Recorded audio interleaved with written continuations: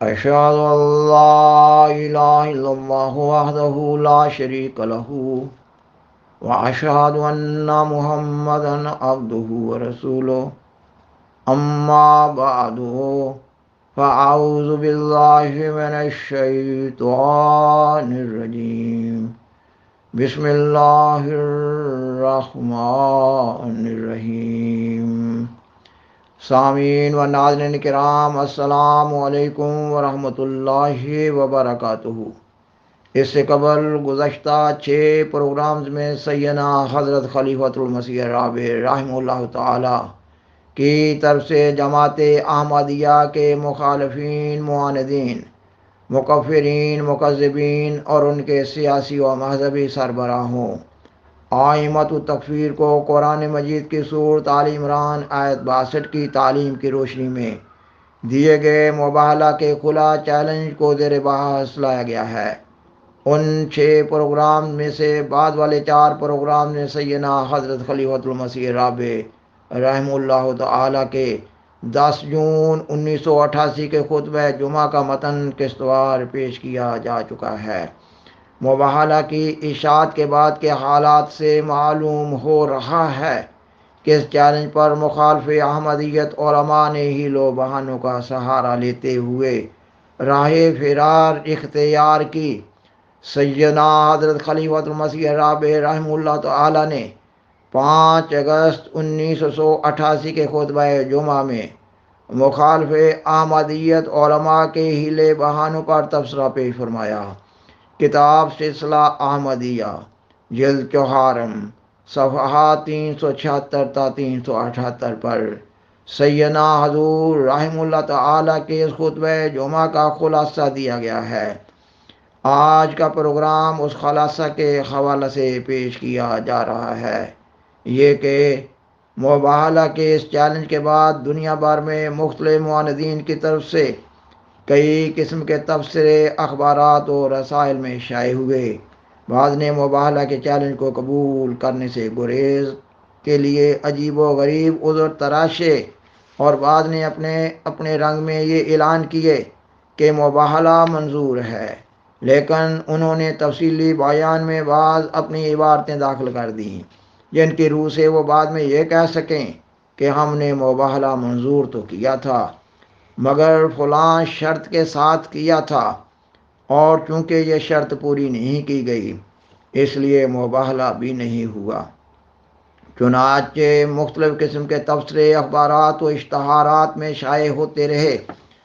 ان میں سے بعض نے یہ کہا کہ فلاں میدان میں پہنچو، کوئی کہتا فلاں میدان میں پہنچو، کوئی کہتا مسجد نبوی میں داخل ہو کے مباہلہ کرو، اور مسجد نبوی کے متعلق پھر خود ہی فتویٰ دیتا کہ بعض کے نزدیک کافر کو وہاں آنے کی اجازت نہیں ہے، لیکن بعض فقہا نے بعض مجبوریوں کی خاطر کافروں کو اندر آنے کی اجازت دے دی ہے، جبکہ قرآن کریم صرف یہ فرماتا ہے ثم نبتہل فنجعل لعنت اللہ علی الکاذبین، کہ ہم پھر ابتحال کریں اور ابتحال کے بعد اللہ تعالیٰ کی لعنت جھوٹے پر ڈالیں۔ آپ جھوٹے پر خدا کی لعنت ڈالنے میں کون سے مقام کی ضرورت ہے؟ کون سے ملک یا کسی خاص صوبے، علاقے یا شہر کی ضرورت ہے؟ سارے قرآن میں اس کا کوئی ذکر نہیں ملتا۔ حضرت صلی اللہ علیہ وسلم جن کو مباہلہ کا چیلنج دے رہے تھے، ان کے بیوی بچے، مرد، عورتیں، بڑے چھوٹے، سارے اس جگہ سے بہت دور تھے، اور ہرگز یہ مقصود نہیں تھا کہ پہلے ان سب کو یہاں لے کے آؤ پھر مباہلہ قبول ہوگا، لیکن اکثر علماء نے ابتحال کا مطلب گالیاں دینا سمجھ رکھا ہے۔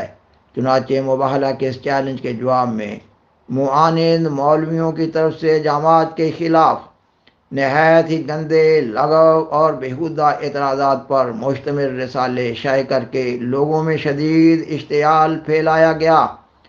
شاید ان کے نزدیک ابتحال کا معنی اشتعال ہے۔ بہت سی جگہوں پر مباہلہ کا چیلنج تقسیم کرنے والے احمدیوں کو یہ کہہ کر اذیتیں دی گئیں اور قید میں ڈالا گیا اور ان پر کئی قسم کے مقدمے کھڑے کیے گئے کہ انہوں نے اس چیلنج مباہلہ کے ذریعہ ابتحال کی طرف بلا کر انہیں اشتعال دلایا ہے۔ حالانکہ مباہلہ تو معاملہ کو خدا تعالیٰ کی عدالت میں لے کر جانے کا نام ہے، اور اس کا تعلق دنیا کی عدالت سے ہے ہی نہیں۔ بعض اہل سنت علماء کا یہ موقف تھا کہ غیر مسلم سے مباہلہ نہیں ہو سکتا، یعنی ان معنوں میں کہ وہ کہتے ہیں کہ غیر مسلم کو حق نہیں ہے کہ مباہلہ کا چیلنج دے، اور چونکہ وہ احمدیوں کو غیر مسلم سمجھتے ہیں اس لیے وہ یہ مباہلہ کا چیلنج قبول نہیں کر سکتے۔ بعض نے یہ کہا کہ مباہلہ کا چیلنج ہم اس لیے قبول نہیں کر سکتے کہ قرآن کریم سے نص صریح سے ثابت ہے کہ حضرت صلی اللہ علیہ وسلم کے بعد کسی قسم کا کوئی نبی نہیں آ سکتا، کیونکہ ختم نبوت کا ہمارا عقیدہ قرآن کی نص صریح سے ثابت شدہ ہے، اس لیے اس پر مباہلہ نہیں ہو سکتا۔ اب جہالت کی حد ہے کہ حضرت اقدس محمد مصطفیٰ صلی اللہ علیہ وسلم کی صداقت سے بڑھ کر خاتمیت ثابت ہے۔ قرآن کریم نے تو مباہلہ کا چیلنج ہی اس بات پر دیا تھا کہ حضرت محمد مصطفیٰ صلی اللہ علیہ وسلم سچے ہیں یا مخالف سچا ہے، اور وہ ان کے نزدیک نص صریح سے ثابت نہیں تھا، نعوذ باللہ من ذالک۔ اس لیے حضرت صلی اللہ علیہ وسلم کو اجازت تھی کہ وہ چیلنج دے دے، کیونکہ آپ صلی اللہ علیہ وسلم کی صداقت خدا نخواستہ نعوذ باللہ من ذالک کیونکہ مبہم تھی، اس لیے مباہلہ کے لیے گویا اس کی وضاحت چاہی گئی تھی۔ پھر انگلستان میں بعض علماء نے اس بات کا اظہار کیا کہ مباہلہ کا چیلنج منظور ہے، آپ بھی اپنے بیوی بچوں کو لے کر آ جائیں، ہم بھی آ جاتے ہیں، پھر ہم دریائے ٹیمز میں چھلانگ لگائیں گے، اور جو پار اتر جائے گا وہ سچا اور جو ڈوب جائے گا وہ جھوٹا۔ معاند مولویوں کے ایسے بیانات سے صاف پتہ چلتا ہے کہ وہ دین کے معاملے میں ہرگز سنجیدہ نہیں، وہ تمسخر سے یا گالیاں دے کر یا شور مچا کر سمجھتے ہیں کہ اپنا مقدمہ جیت جائیں گے، لیکن فی الحقیقت خدا کی عدالت میں مقدمہ لے جانا ہی نہیں چاہتے۔ ان کے بیانات کو پڑھیں تو معلوم ہوگا کہ وہ آخر دنیا کے فیصلہ کی طرف لوٹے ہیں یا دنیاوی مقابلوں کے ذریعہ فیصلہ کرنا چاہتے ہیں۔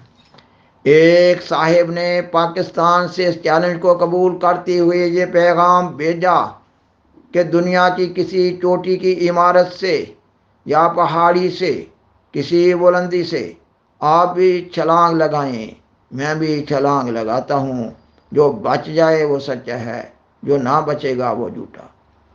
حالانکہ یہ وہی چیلنج ہے جو شیطان نے مسیح علیہ السلام کو دیا تھا، اور مسیح علیہ السلام نے اسی سے اس کو پہچانا تھا، اور لاہور سے طاہر القادری صاحب نے اعلان کیا کہ فلاں تاریخ کو ہم منٹو پارک پہنچ جائیں گے۔ اس تاریخ کو مرزا طاہر احمد کا اپنے ساتھیوں سمیت رات کے 12 بجے وہاں موجود ہونا ضروری ہے۔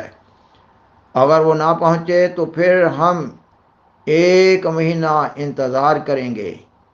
1 مہینے کے بعد پھر ہم حکومت پاکستان سے کہیں گے کہ ان کے ہارنے کا اور ہمارے جیتنے کا اعلان کر دیں۔